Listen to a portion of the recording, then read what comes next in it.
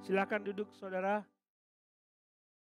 Sejak awal mulai ibadah sampai sekarang saya diliputi dengan rasa sukacita. Rasanya mau meneteskan air mata sudah sih, tapi tisu tidak ada di situ ya. Jadi saya tahan-tahan. Kan orang nangis kan bukan karena sedih, tapi bahagia juga karena merasakan begitu baiknya Tuhan dalam hidup kita. Dia sudah memberikan segala-galanya bagi kita. Nah, apa arti kebangkitan Tuhan bagi kita? Seringkali kita merenungkan bahwa kebangkitan Tuhan bagi kita adalah memberikan kesempatan bagi kita untuk hidup di dalam Tuhan.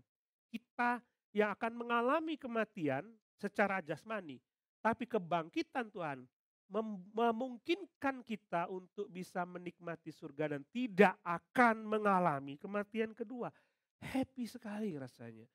Tapi kita akan melihat satu bagian. Ketika hari Jumat lalu kita melihat Petrus yang menyangkal Tuhan. Bagaimanakah keadaannya saat ini? Seperti apakah keadaannya saat ini? Dan minggu itu menjadi minggu yang luar biasa ketika Tuhan bangkit dari kubur dan menyatakan kemenangannya atas kubur sehingga kita merayakan Paskah. Paskah kita berbeda dengan Paskah orang Yahudi. Orang Yahudi merayakan Paskah karena mereka dibebaskan dari perbudakan di Mesir. Saudara tahu itu ya. Jadi mereka hari Jumat, mereka mulai merayakan Paskah. Hari Jumat mereka dimulai dari hari Kamis sore. Karena pergantian hari mereka dimulai jam 6 sore waktu kita sekarang. Jadi hari Kamis sore itu sudah masuk ke hari Jumat. Jadi mereka merayakan Paskah di hari Jumat. Kita merayakan Paskah di hari Minggu karena kita merayakan kemerdekaan dari maut, dari perbudakan dosa. Saudara tahu apa yang terjadi ketika bangsa Israel keluar dari Mesir, mereka mau keluar dari Mesir. Tuhan memerintahkan kepada mereka, aku akan membuat satu tulah lagi, tulah terakhir, plek terakhir buat mereka supaya mereka tahu siapakah aku ini. Dan tulah inilah yang menggambarkan tentang Yesus Kristus.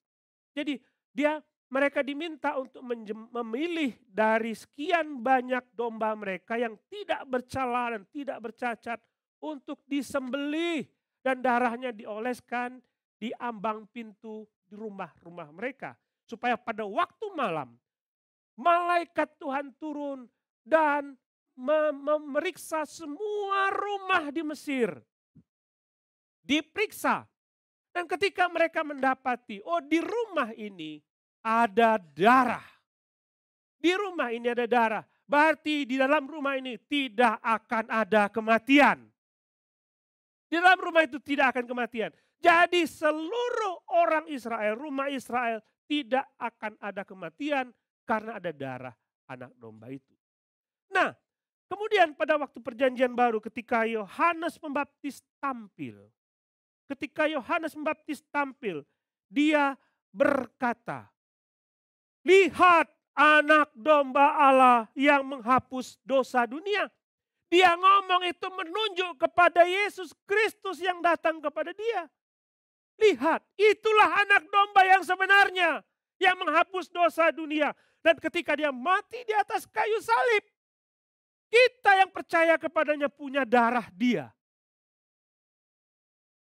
Sehingga kematian tidak hinggap kepada kita.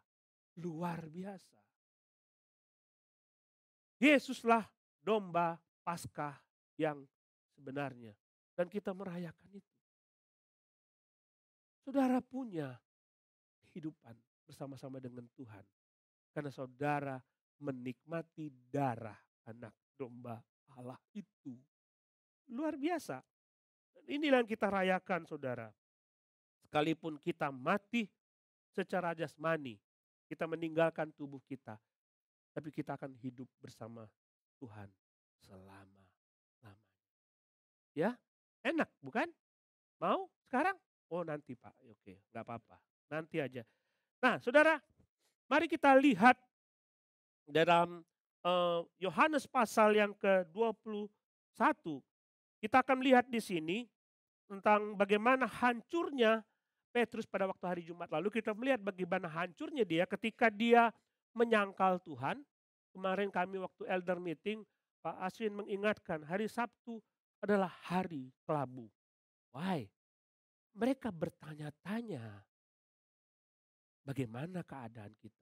Setelah sekian tahun bersama dengan Tuhan Yesus, sekarang ini seperti apa? Apakah dia akan bangkit? Petrus apalagi? Dia tidak pernah ketemu Tuhan pada waktu itu.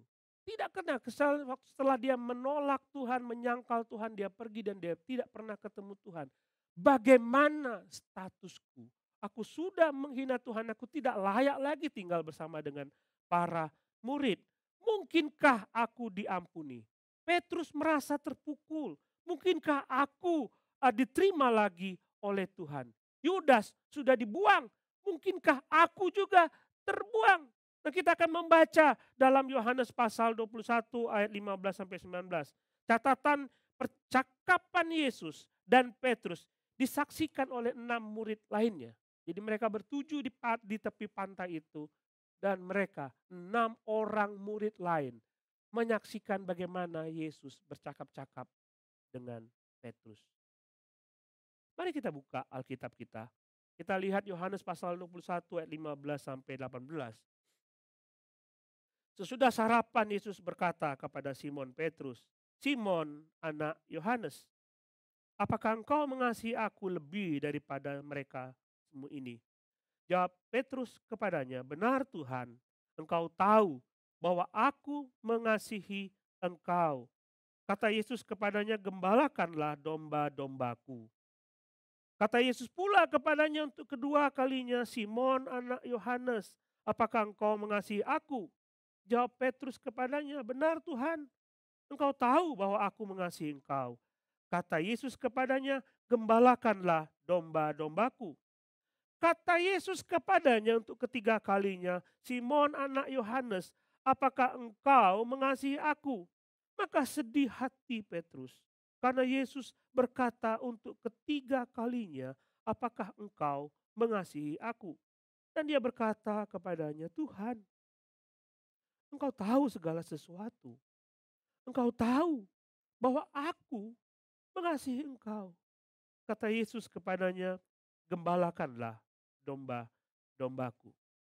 Aku berkata kepadamu, sesungguhnya ketika engkau masih muda, engkau mengikat pinggangmu sendiri dan engkau berjalan kemana saja kau kehendaki. Tapi jika engkau sudah menjadi tua, engkau akan mengulurkan tanganmu dan orang lain akan mengikat engkau dan membawa engkau ke tempat yang tidak kau kehendaki." Dan hal itu dikatakan Yesus untuk menyatakan bagaimana Petrus akan mati dan memuliakan Allah.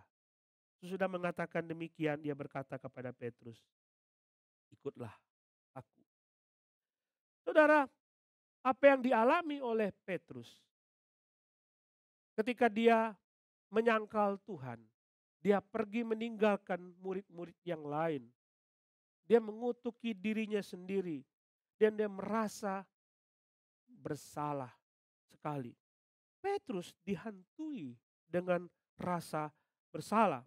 Bagi kita teguran Yesus, percakapan ini ketika Yesus ngomong bersama dengan Petrus. Kebanyakan orang menganggap Yesus sedang menghakimi Petrus. Yesus sedang memeriksa kesungguhan Petrus untuk mengasihi dia. Tapi bagi kita, kalau kita telaah lebih dalam, sebenarnya Petrus sedang ditolong oleh Tuhan.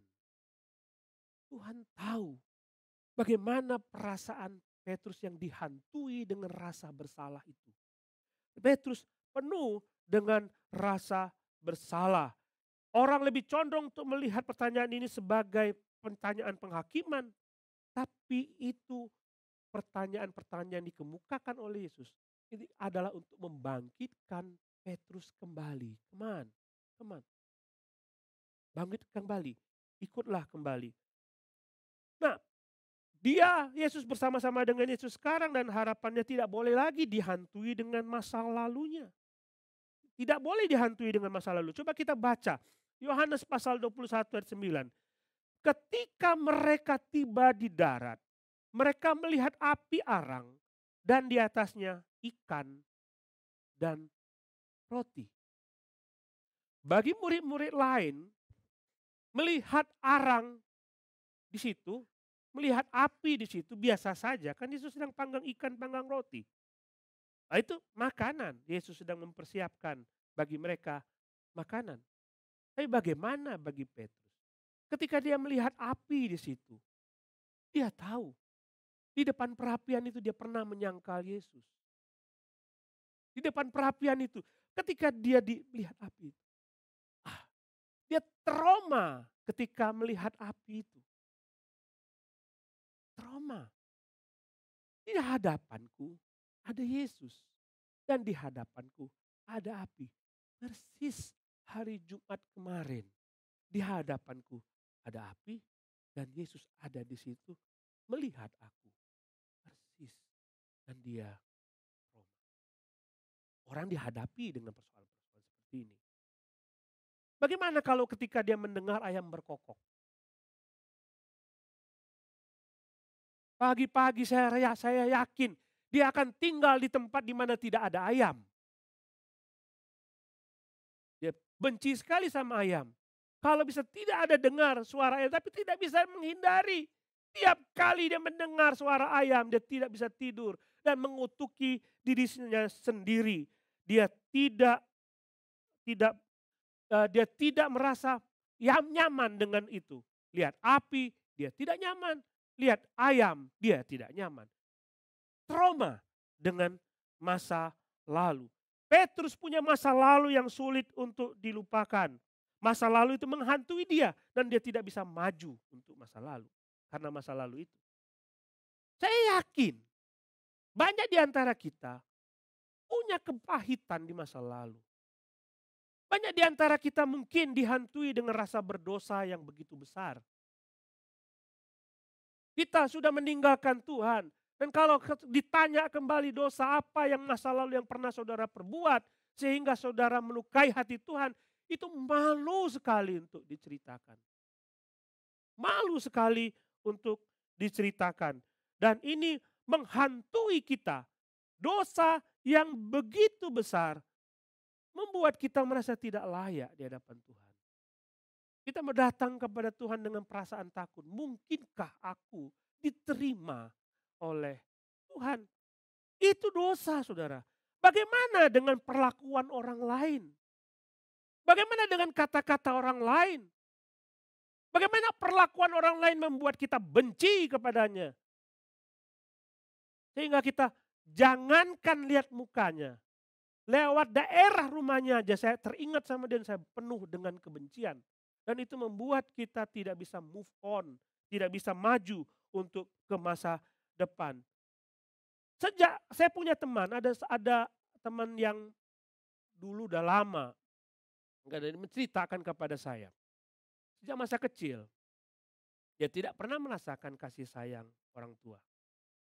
Orang tuanya ada, kaya, tapi sejak lahir dia dititipkan ke neneknya. Dia tidak pernah merasakan pelukan seorang bapak, tidak pernah. Dia tidak pernah merasakan kasih sayang seorang ibu, tidak pernah. Dititipkan ke neneknya. Dan setelah besar dikembalikan ke orang tuanya. Jadi ketika mendengar nama bapaknya, mulai mukanya merah dan penuh dengan kebencian. Sampai sekarang dan sulit sekali untuk dilupakan. Tidak pernah merasakan kasih sayang seorang bapak. Nah ketika dia menikah, dia memperlakukan anaknya sama seperti bapaknya memperlakukan dia. Karena kebencian itu, rasa kebencian ketika dia melihat anaknya, dia ingat bapaknya. Dan dia tidak bisa mendidik anaknya sebagaimana layaknya seorang bapak. Tidak bisa move on. Saudara kita punya pengalaman seperti itu. yang mirip seperti itu. Kebencian-kebencian yang membuat kita tidak bisa bergerak maju ke depan. Dan banyak pendeta memberikan konseling, tapi sulit sekali untuk diobati. Kebencian kepada seorang bapak, kepada seorang ibu, membuat dia benci akan semua orang dan menutup dirinya sendiri. Saya yakin saudara punya persoalan di masa lalu yang masih saudara simpan di dalam diri saudara. Ketika orang lain memperlakukan saudara dengan tidak benar, dari kecil mungkin diindoktrinasi dengan kata-kata jelek, sehingga saudara mengecap diri saudara sendiri sebagai orang yang tidak baik, mengecap diri sebagai orang yang tidak benar, tidak pernah dihargai, lalu bertumbuh menjadi orang yang minder dan tidak pernah menghargai diri sendiri. Itu terjadi kepada semua orang, termasuk kepada diri kita sendiri. Nah, saudara berdoa, bagaimana saya bisa bergerak maju? Bagaimana saya bisa menghilangkan kebencian-kebencian itu? Tuhan tidak pernah menolong saya. Apakah Tuhan peduli kepada saya? Apakah Tuhan memperhatikan bahwa saya sulit melupakan itu? Apakah Tuhan peduli kepada saya bahwa saya ini orang berdosa dan Tuhan mungkin tidak mau melupakan saya? Dan ini menjadi pertanyaan banyak orang Kristen. Mungkinkah aku diterima kembali oleh Tuhan? Saya ingatkan kepada saudara, iblis selalu berbisik ke kiri kanan telinga kita. Dan mengatakan, kau tidak layak. Udahlah, percuma kamu berdoa. Tuhan tidak mau terima engkau. Dengar, sudah sekian lama engkau berdoa supaya engkau melupakan masa lalu, kepahitan masa lalu. Dan kau tidak bisa bergerak. Berarti Tuhan tidak akan pernah menolongmu. Itu kata-kata iblis yang menghantui kita siang dan malam. Dia bisikkan kepada kita, engkau tidak tertolong lagi. Sudahlah. Ini bahaya saudara. Banyak anak-anak muda karena bisikan seperti itu mengakhiri hidup mereka dengan tidak benar. Tidak benar. Tapi apakah Yesus peduli kepada Petrus? Apakah Yesus peduli kepada Petrus? Mari coba kita lihat dari Markus pasal 16. Markus pasal 16. Kata-kata ini diucapkan, tulisan ini ditulis oleh Markus untuk menunjukkan peduli apa sih Yesus kepada Petrus. Markus pasal 16 ayat 7. Tetapi sekarang waktu dia bangkit dari kubur, dia bertemu dengan wanita-wanita itu dan mereka melihat, wah Yesus sudah bangkit. Dan wanita itu melihat, lalu Yesus memberikan pesan kepada wanita itu dan mengatakan ayat 16. Ketika kebangkitan Yesus, dia memberikan pesan kepada wanita-wanita itu. Dia berkata, pergilah, katakanlah kepada murid-muridnya. Katakanlah kepada murid-muridnya. Dan kepada Petrus, ini kata malaikat, pergilah, katakanlah kepada murid-muridnya, dan apakah Petrus tidak termasuk murid-muridnya? Mestinya cukup pergi katakan kepada murid-muridnya, titik. Petrus termasuk di dalamnya. Tapi disebutkan di sini, dan kepada Petrus, ia mendahului kamu di Galilea. Di sana kamu akan melihat dia seperti yang sudah dikatakannya kepadamu. Kenapa nama Petrus disebutkan? Apakah dia lebih istimewa dari yang lain? Tidak. Tapi Yesus tahu perasaan Petrus. Dia sedang down. Dia sedang merasa bersalah.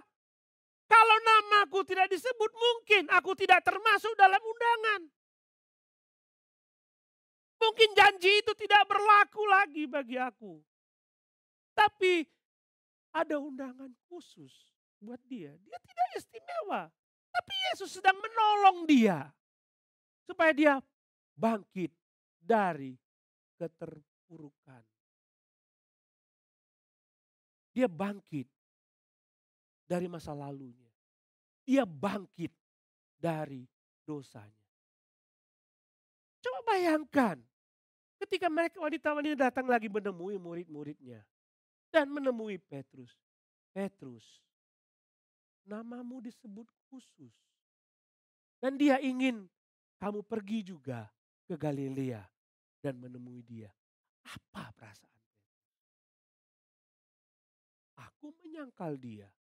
Aku membuat dia terluka.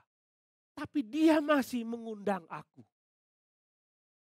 Betapa bahagianya Petrus. Janji Tuhan yang dahulu ketika dia mengatakan aku akan menunggu kamu di Galilea. Masih berlaku buat dia. Betapa happy-nya Petrus. Yesus menyebut nama dia secara khusus. Kalau saat ini saudara merasa terpuruk dengan dosa, sulit untuk meninggalkan dosa. Mungkin ada masa lalu, kepahitan masa lalu saudara tidak pernah lupakan itu. Ada kebencian di dalam diri yang tidak pernah dilupakan. Tapi bisa jadi pagi ini Yesus menyebut nama saudara. Aku menunggu engkau. Ayo, bangun. Aku menunggu engkau. Dan kita tahu nanti setelah dia bertemu dengan Petrus, bicara khusus dengan Petrus untuk dipulihkan. Ayo. Undangan juga berlaku buat saudara dan saya. Ganti nama Petrus dengan namamu. Dan dengan lembut mengatakan, mari. Aku menunggu engkau. Aku menunggu engkau. Itu yang terjadi, saudara. Dia ingin supaya mereka, Petrus, datang menemui Yesus. Yesus masih mengasihi Petrus sama seperti sebelumnya. Yesus peduli kepada Petrus sama seperti sebelumnya. Kasihnya tidak pernah berkurang sekalipun Petrus menyangkal Yesus. Kasihnya kepada saudara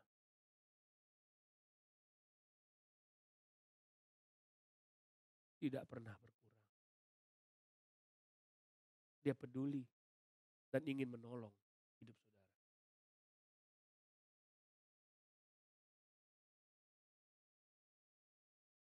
Mungkin banyak di antara kita yang terjebak dengan dosa. Sulit sekali untuk menghindari itu. Saudara berjanji kepada Tuhan, aku akan meninggalkan dosa ini. Tapi saudara tidak bisa. Sulit sekali.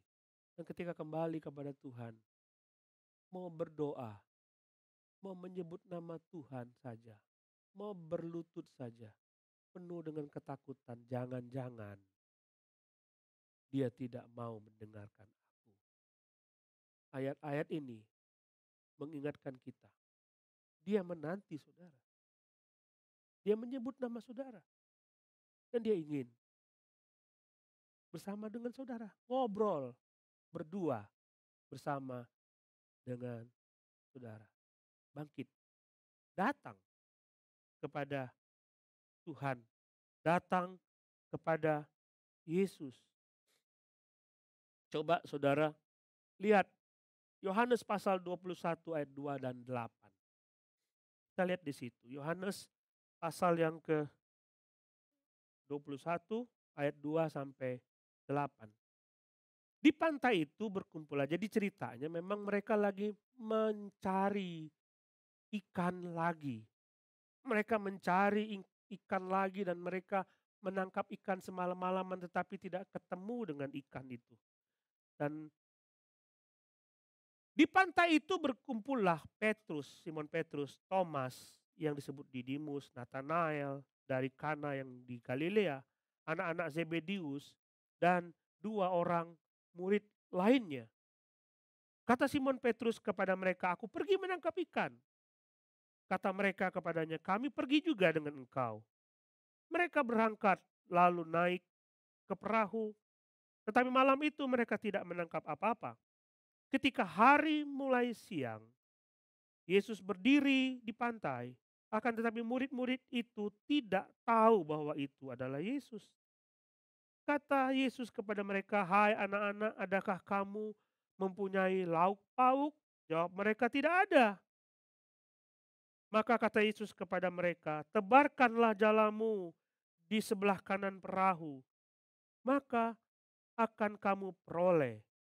Lalu mereka menebarkan jalannya dan mereka tidak dapat menarik lagi karena banyaknya ikan. Maka murid yang dikasihi Yesus itu berkata kepada Petrus, itu Tuhan. Ketika Petrus mendengar bahwa itu adalah Tuhan, maka ia mengenakan pakaiannya, sebab ia tidak berpakaian, lalu terjun ke dalam danau. Murid-murid yang lain datang dengan perahu karena mereka tidak jauh dari darat, hanya kira-kira 200 hasta saja. Dan mereka menghala jala yang penuh ikan itu. Saya mengajak saudara melihat drama ini. Mereka lagi capek semalam-malaman mencari ikan tapi mereka tidak dapat.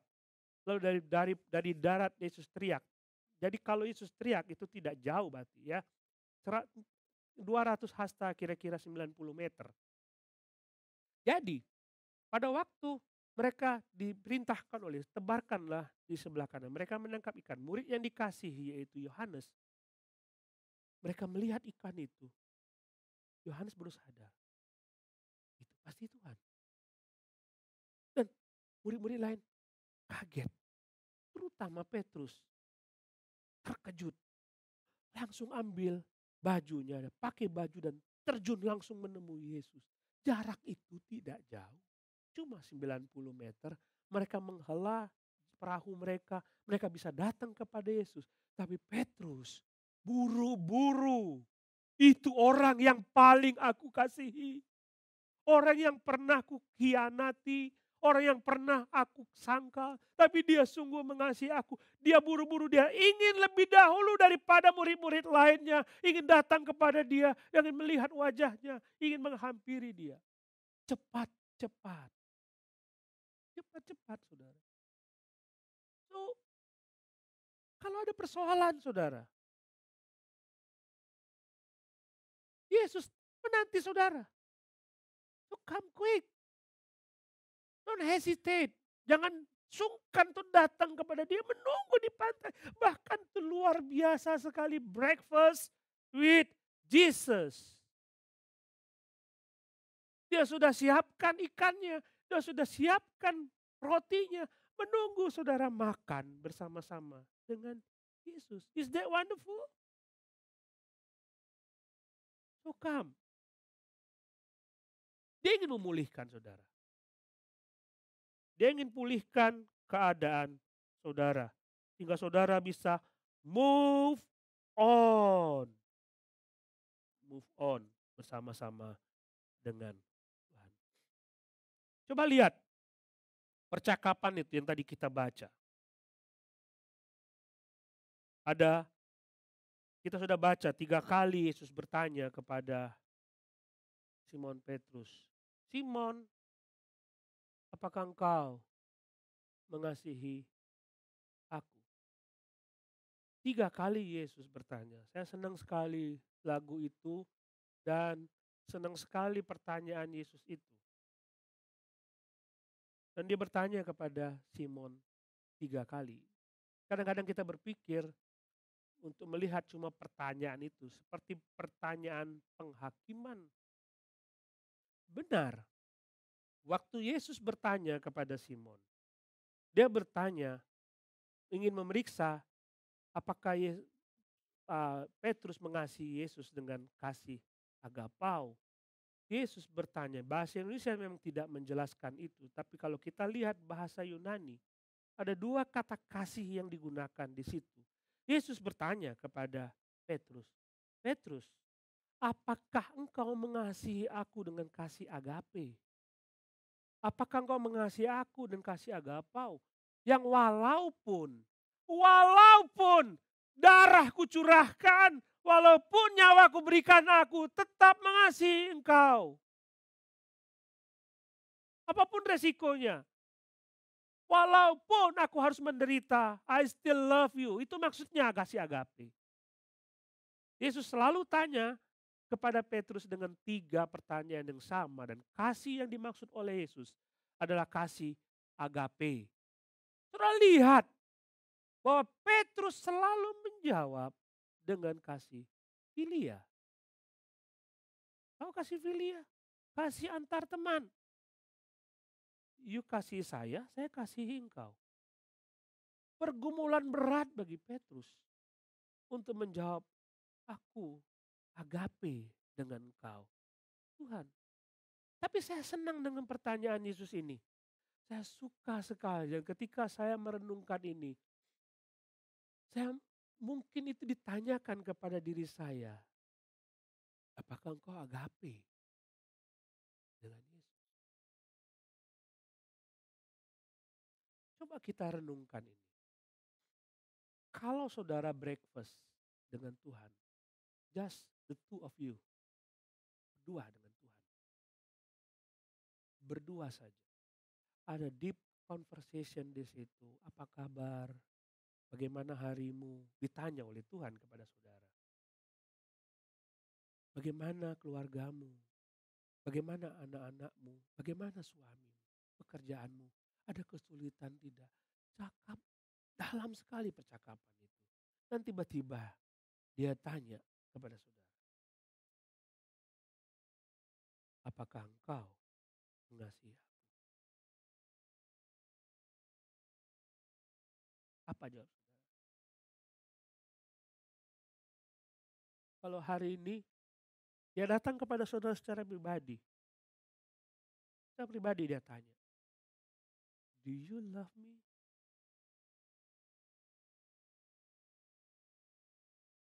Do you love me?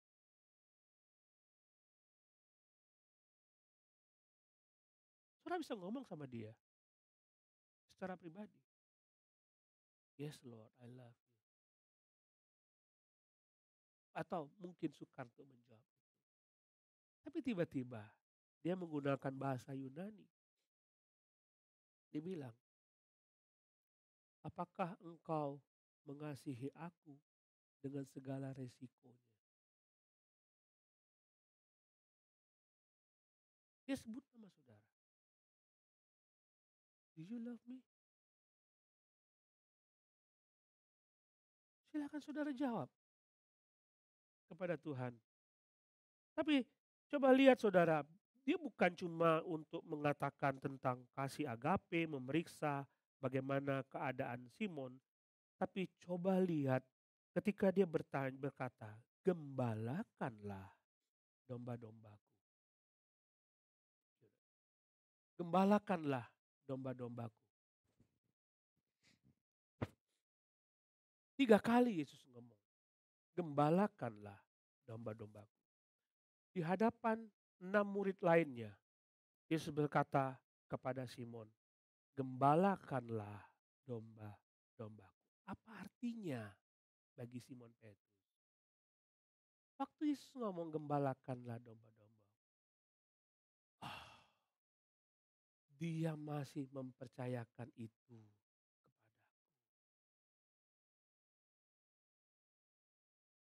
Aku tidak dibuang. Yesus ingin membangkitkan Simon. Simon, aku masih mempercayakan tugas ini kepadamu. Engkau masih dianggap layak. Simon dipulihkan. Simon dipulihkan pada saat itu. Dia masih diberi kesempatan oleh Tuhan. Bagi Simon, 3 kali dia ditanya apakah engkau mengasihi aku. 3 kali juga Yesus mengatakan gembalakanlah domba-dombaku. Dan terakhir dia masih mengatakan ikutlah aku. Kata-kata yang sama ketika dia katakan kepada Simon Petrus ketika dia menjala ikan dan memilih Petrus untuk menjadi muridnya. Kata-kata yang sama diucapkan oleh Yesus, follow me. Aku masih layak dianggap untuk menjadi pengikutnya, masih layak dianggap untuk menjadi rasulnya, masih layak dianggap menjadi muridnya, masih dipercayakan tugas yang luar biasa.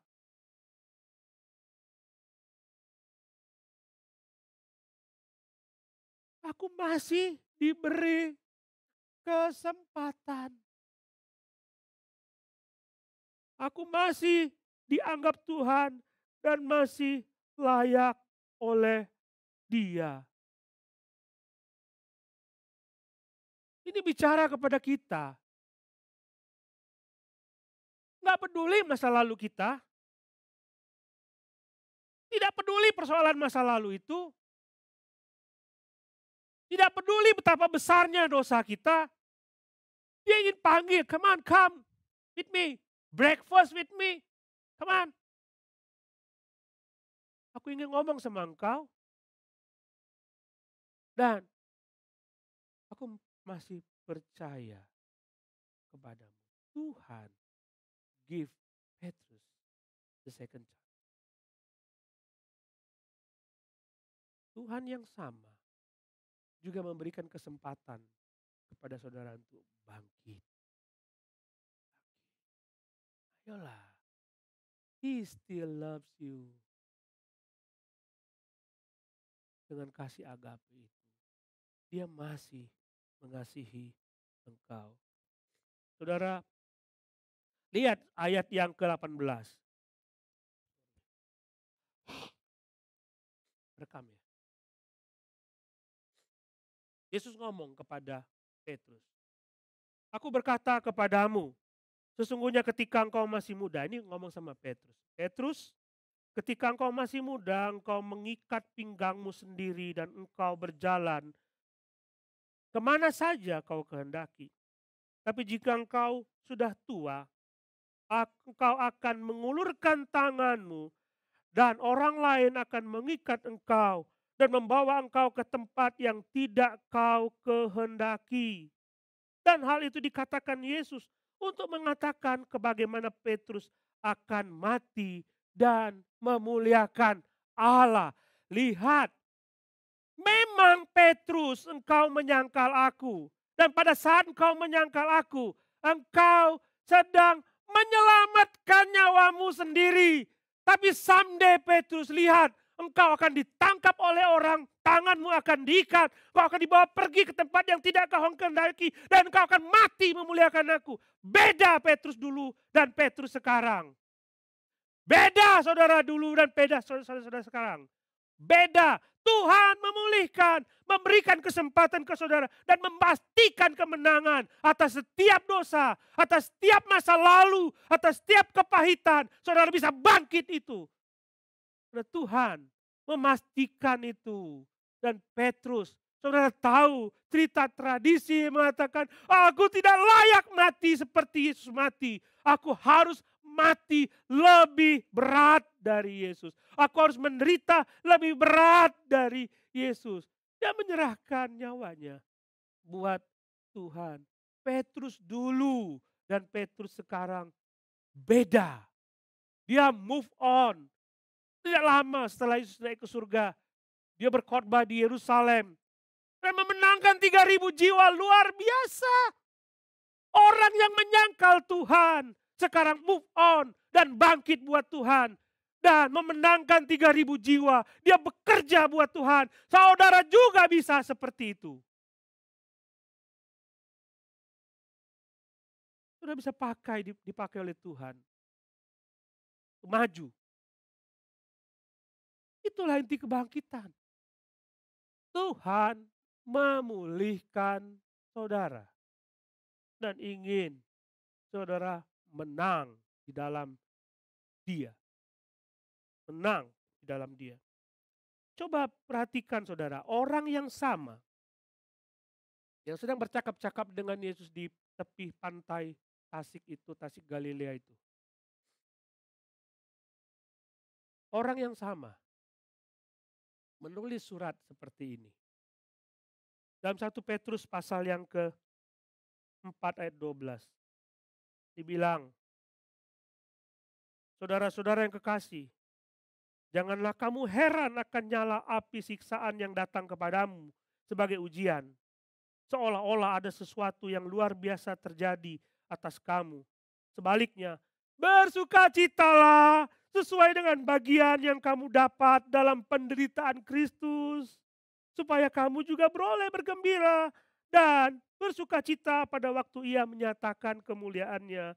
Berbahagialah kamu jika kamu dinista karena nama Kristus, sebab roh kemuliaan, yaitu roh Allah ada padamu. Orang yang sama berbeda dengan orang yang dulu. Oh, namanya tetap Petrus, tapi sekarang penuh dengan kemenangan.